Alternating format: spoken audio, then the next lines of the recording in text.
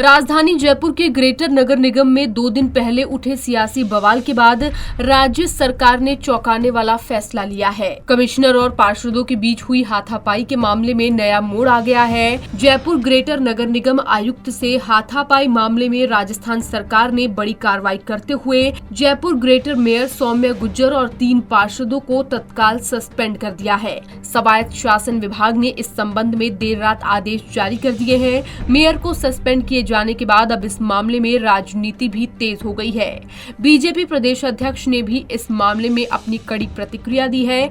वहीं जयपुर ग्रेटर की BJP mayor Saumya Gujjar ने सरकार पर आरोप लगाते हुए कहा है कि कांग्रेस सरकार उन्हें काम नहीं करने देना चाहती थी, इसी वजह से ऐसा किया जा रहा है। बिना सबूत मुझे निलंबित किया गया है। कल रात को राज्य सरकार ने जयपुर ग्रेटर निगम की भारतीय जनता पार्टी की निर्वाचित मेयर और 3 पार्षदों के खिलाफ निलंबन की जो कार्रवाई की है वो सरकार की तानाशाही पूर्ण कार्रवाई है, अलोकतांत्रिक है। भारतीय जनता पार्टी उसकी निंदा करती है। इससे एक बात साफ जाहिर होती है कि राजधानी में कांग्रेस को हार का इतना मलाल था कि बहुत अरसे से वो षड्यंत्र रच रही थी। पहले कमेटियों के मामले में, उसके बाद बजट के मामले में ये भेदभाव लगातार करती रही और उसकी परिणति कल इस रूप में हुई है।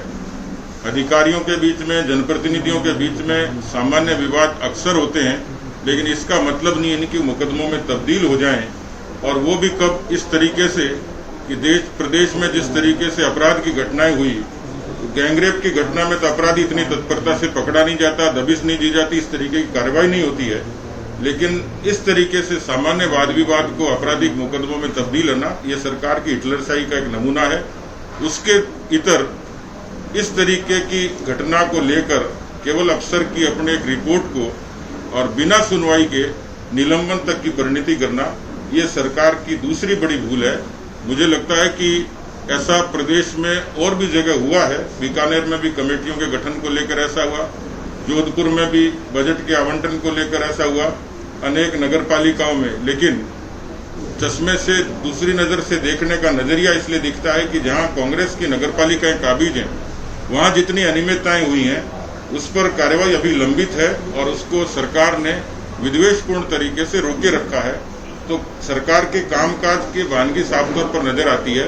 भारतीय जनता पार्टी ने तय किया है हम लोग कानूनी लड़ाई तो लड़ेंगे ही, लेकिन आज पूरे जयपुर के सभी 250 वार्डों में हमारी कोशिश रहेगी शाम को 5 बजे विरोध स्वरूप सभी 250 वार्डों में प्रदर्शन धरना किया जाएगा और कल 11 बजे पूरे प्रदेश में इस मुद्दे को लेकर कोरोना की एडवाइजरी की अनुपालना करते हुए पूरे प्रदेश के सभी मंडलों में, नगर निकाय क्षेत्रों में भारतीय जनता पार्टी अपना विरोध जाहिर करेगी।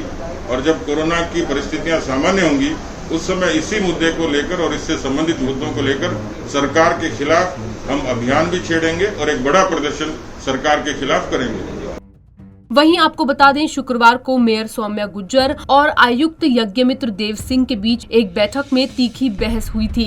बताया जा रहा है कि डोर टू डोर कचरा संग्रहण करने वाली कंपनियों के भुगतान के मुद्दे पर हुई बैठक के दौरान जब मेयर से उनकी और आयुक्त के बीच तकरार हुई तो वो बाहर जाने लगे। आयुक्त सिंह का आरोप है कि इस दौरान बीजेपी के 3 पार्षदों ने उनसे अभद्र व्यवहार किया, वहीं उनके साथ मारपीट भी की गयी। इस घटनाक्रम के बाद आयुक्त सिंह ने 3 पार्षदों के खिलाफ शिकायत थाने में दी, जिसके आधार पर एफआईआर दर्ज हुई। वहीं दूसरी ओर इस मामले में सरकार की ओर से भी जांच करवाई गई। इसके बाद रविवार देर रात स्वायत्त शासन विभाग की ओर से मेयर सौम्या गुज्जर, भाजपा पार्षद अजय सिंह चौहान, पारस जैन और शंकर शर्मा के निलंबन के आदेश निकाले गए।